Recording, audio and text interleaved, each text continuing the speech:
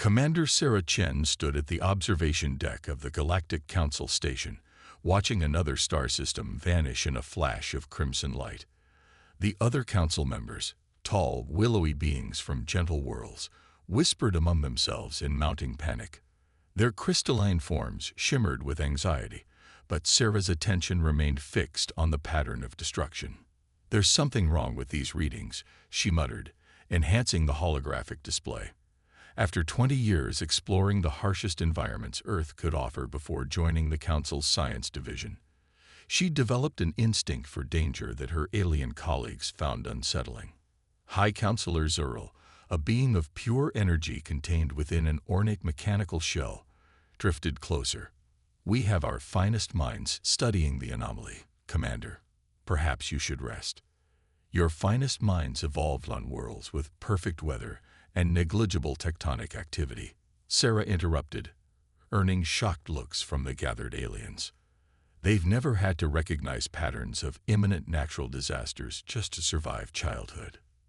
She manipulated the holographic display with practiced efficiency, highlighting the seemingly random points where entire star systems had simply ceased to exist. "Look at the progression. It's not expanding outward like a natural phenomenon. It's moving in a deliberate search pattern." "Impossible," whispered Sub-Counselor Enx, their crystalline form vibrating with distress. "No natural force cold." "Exactly." Sarah's voice carried the weight of someone who had spent their life studying the impossible. "This isn't natural. It's artificial. And it's hunting for something." The chamber fell silent. The concept of a weapon capable of destroying entire star systems was beyond the comprehension of species that had evolved past warfare millennia ago. But humans? Humans had imagined such horrors long before they reached the stars. "Even if you're right," Zyril said carefully, "none of our ships can get close enough to study it. The gravitational distortions alone." Sarah smiled grimly. "That's because your ships are designed for perfect conditions. But humans, we built our first vessels to survive the crushing pressures of our ocean depths. We developed materials to withstand the heat of our volcanic vents. Every disaster our death world threw at us taught us something about survival." She pulled up schematics for a modified Earth vessel, its hull reinforced with lessons learned from countless catastrophes. "We can get close enough. We can study it.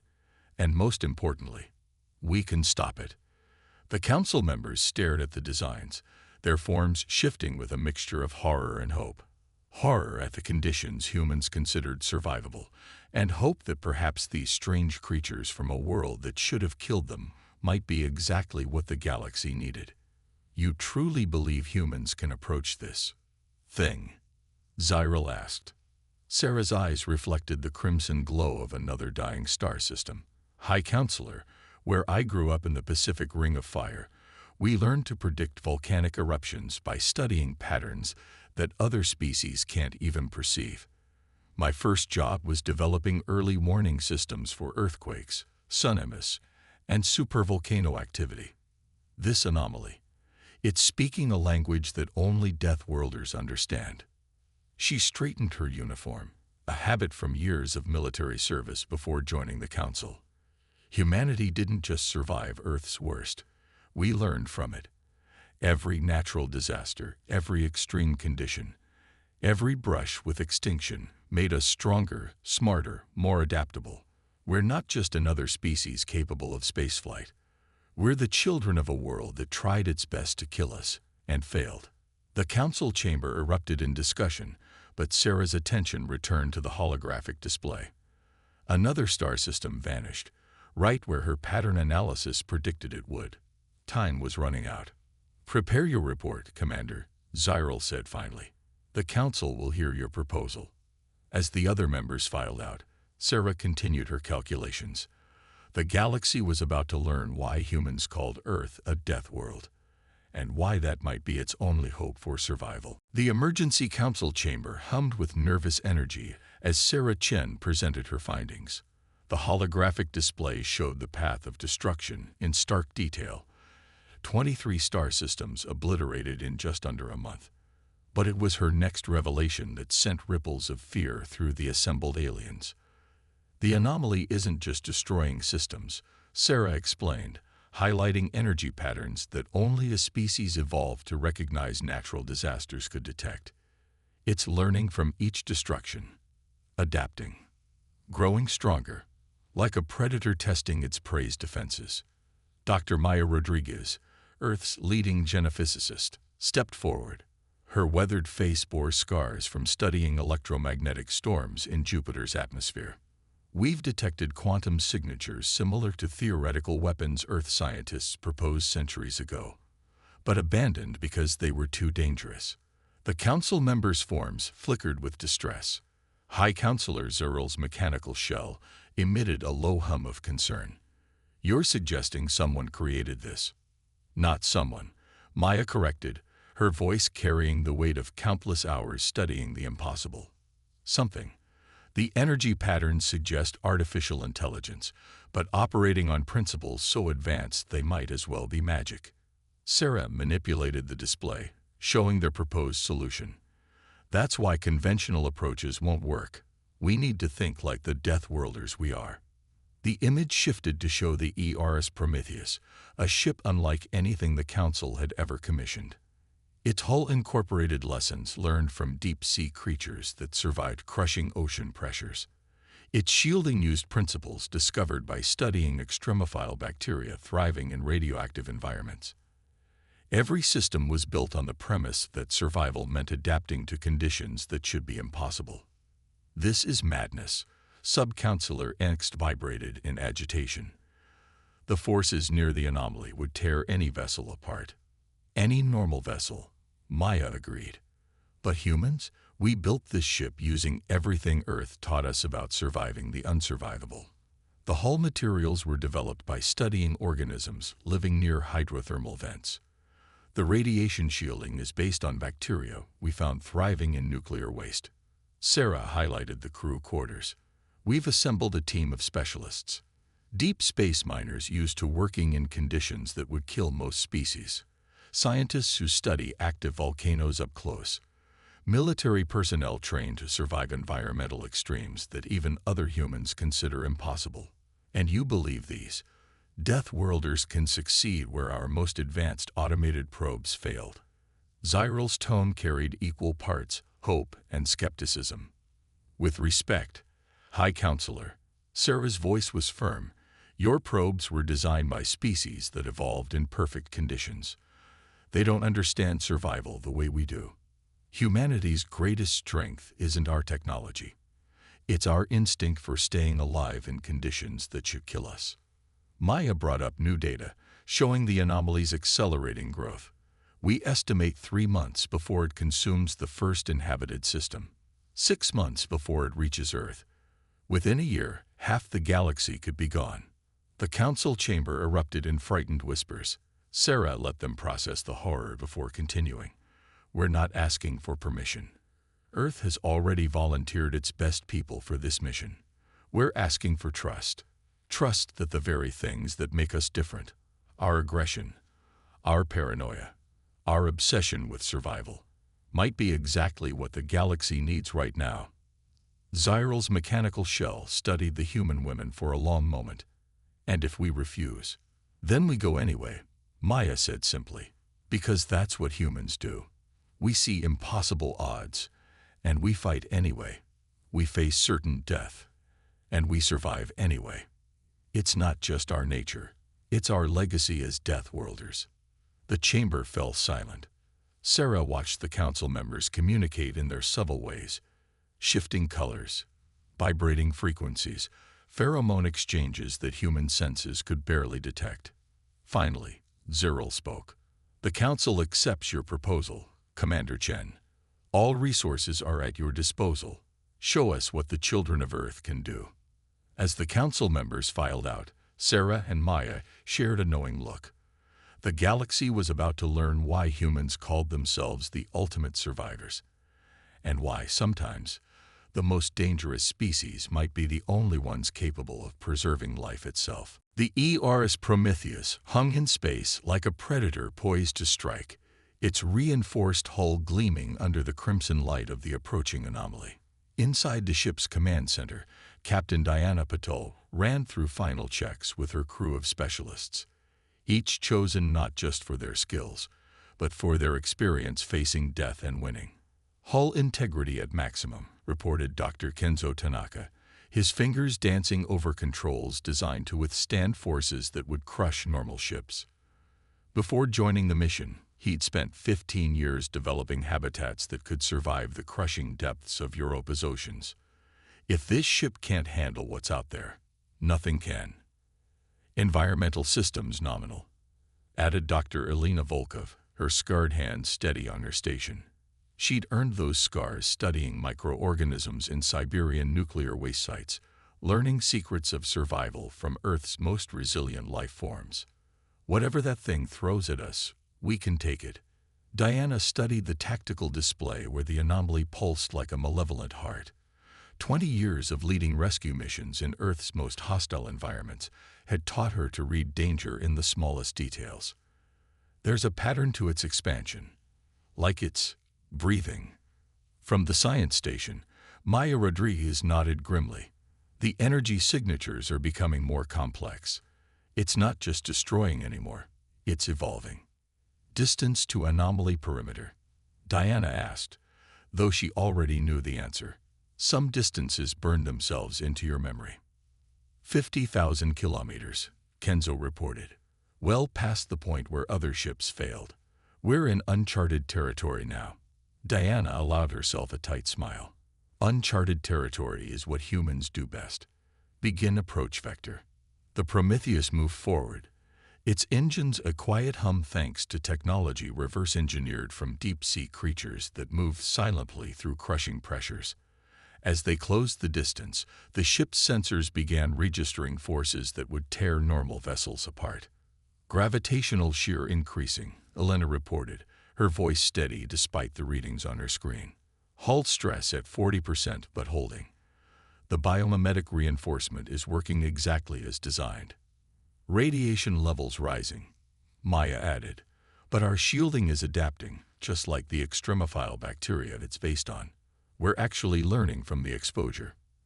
At 30,000 kilometers, the anomaly seemed to notice them. Waves of crimson energy lashed out, but the Prometheus's hull, designed by studying how Earth's life forms survived impossible conditions, held firm. "It's testing us," Diana realized, watching the pattern of attacks. "Just like Earth tests every living thing, forcing them to adapt or die." "Kenzo, push us closer." 20,000 kilometers, Kenzo announced as the ship pressed forward. "Hull stress increasing but still within tolerance. We're already twice as close as any previous attempt." The anomaly's attacks intensified, but something had changed. The energy patterns shifted, becoming almost curious. Maya's instruments registered the change first. "Captain," she called out, excitement breaking through her professional demeanor. "The quantum signatures, they're altering. It's not just attacking anymore. It's trying to communicate." Diana leaned forward, her mind racing. Years of survival training had taught her that sometimes the difference between life and death was recognizing when to fight and when to listen. "Can we respond?" "Not conventionally," Maya said, her fingers flying over her console. "But I'm detecting patterns similar to how quantum entangled particles interact. If we modulate our shield harmonics to match." "Do it," Diana ordered. "Everyone else, brace for impact. This could either be first contact or our last moment alive." The crew worked with the efficient precision of people who had spent their lives surviving the impossible. As Maya adjusted their shields, the anomaly's energy patterns shifted again. The crimson light pulsed in complex sequences. "It's working," Maya exclaimed. "The patterns, they're becoming more structured, more deliberate. It's definitely trying to communicate." Diana watched the tactical display, where the anomaly's attacks had transformed into something that looked almost like a dance. After all this time, she mused, maybe it just needed to find someone who could survive getting close enough to talk. The Prometheus hung in space, surrounded by forces that should have destroyed it instantly. But like the humans who built and crewed it, The ship refused to succumb to impossible conditions. Instead, it adapted, endured, and reached out to touch the unknown. All those years evolving on a death world, Elena said softly, watching the communication attempt unfold. We thought Earth was trying to kill us, but maybe it was preparing us for this moment. As the anomaly's patterns became clearer, Diana couldn't help but agree. Sometimes the harshest teacher offered the most important lessons, and now those lessons might save not just humanity, but the entire galaxy. The bridge of the Prometheus hummed with tension as Maya Rodriguez worked to decode the anomaly's quantum communications.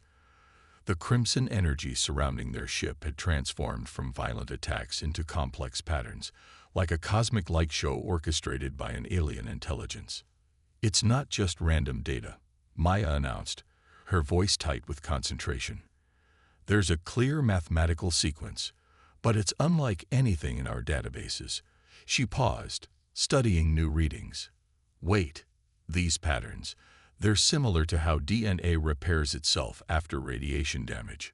Dr. Elena Volkov moved to Maya's station, her expertise with extremophile organisms suddenly relevant. You're right. It's like watching cellular adaptation in real time, but on a quantum scale. The anomaly isn't a weapon, Captain Diana Patel realized, years of survival instinct crystallizing into understanding. It's alive, and it's been searching for something specific. The crimson energy pulsed in confirmation, as if relieved to be finally understood. Maya's instruments recorded a surge of new data, pouring through their modified shields in structured bursts. It's telling us its story, Maya breathed, watching the translation unfold. It's ancient, older than our galaxy, a quantum intelligence that evolved in the space between stars. But something changed. The development of faster-than-light travel. Dr. Kenzo Tanaka concluded, reading the data. When spacefaring species began punching holes in space-time, it caused damage to the quantum substrate this being exists in. Like environmental pollution, but on a cosmic scale. Diana watched the tactical display, where the pattern of destroyed star systems suddenly made sense. It wasn't attacking randomly.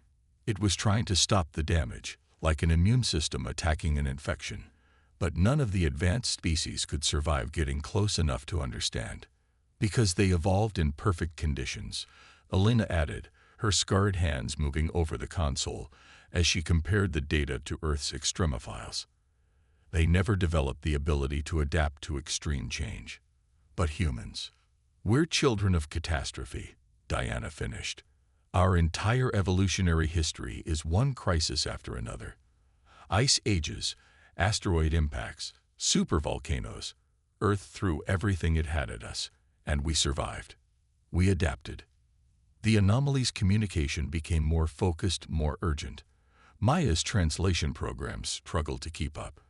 But the meaning was clear. It's dying, Maya reported, her voice thick with emotion. The damage to its quantum substrate is too severe. That's why the destructions were accelerating. It was losing control, lashing out in pain. Can we help it? Diana asked, though she already suspected the answer. Humanity had faced extinction-level threats before. Sometimes survival meant making impossible choices. Maya's fingers flew over her console, correlating data. Maybe. The patterns it's showing us, they're similar to how Earth organisms repair genetic damage. If we could adapt our radiation shielding technology, use it to stabilize the quantum substrate, it would mean revealing some of our most classified technology, Kenzo warned. The Council species don't even know we can manipulate quantum fields at this level. Diana stood, her decision made. Earth taught us something else besides survival. Compassion. Sometimes helping others survive is more important than keeping secrets. She turned to her crew. Maya, begin transferring the shielding specs. Elena, use your extremophile research to help modify the quantum field generators. Kenzo, prepare for emergency power redistribution. The Prometheus's systems groaned as they were pushed beyond their design limits, but like the humans who built it, the ship refused to break. Hours passed as the crew worked to save a being that had existed since the dawn of the galaxy, a being that had found its salvation in the most unlikely species imaginable. Finally, Maya looked up from her station, tears in her eyes. It's working. The quantum substrate is stabilizing. The damage is being repaired. The crimson energy surrounding them shifted, taking on a softer, more stable hue. The patterns of communication became clearer, more coherent.